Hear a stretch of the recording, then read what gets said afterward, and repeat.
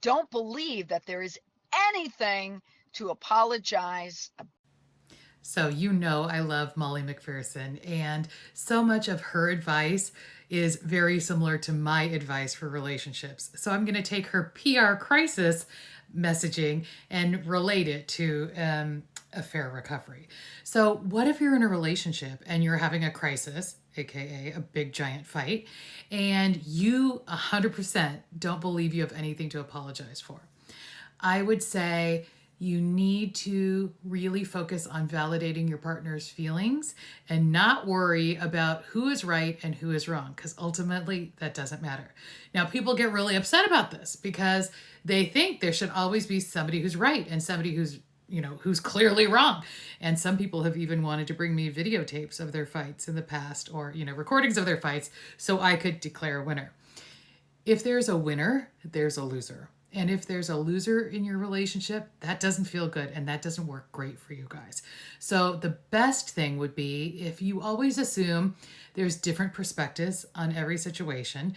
Two things can be true at the same time, and you can validate your partner's feelings without necessarily agreeing with them, right?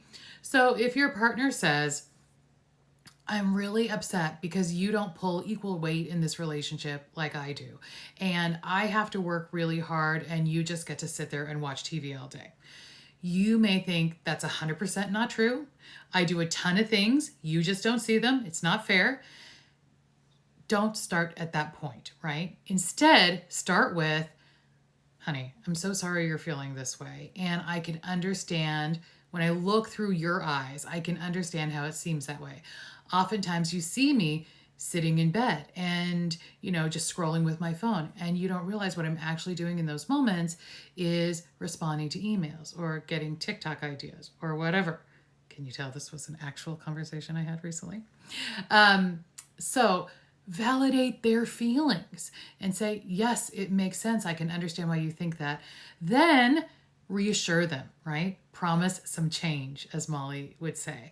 So reassure them, like, I get it. And I hear that you are really, really struggling and that you are craving more help from me. And I'm going to do that. I see it a little bit differently, but I know I could do more. So here's what I'm going to do now. So if you can listen for their feelings, validate those feelings, and reassure them that you heard them and you're going to make some change, that's how you get out of a relationship crisis. And I think that's also how you get out of a PR crisis. Thanks for the great inspiration, Molly. And I hope that helps all of us in relationships or PR crises.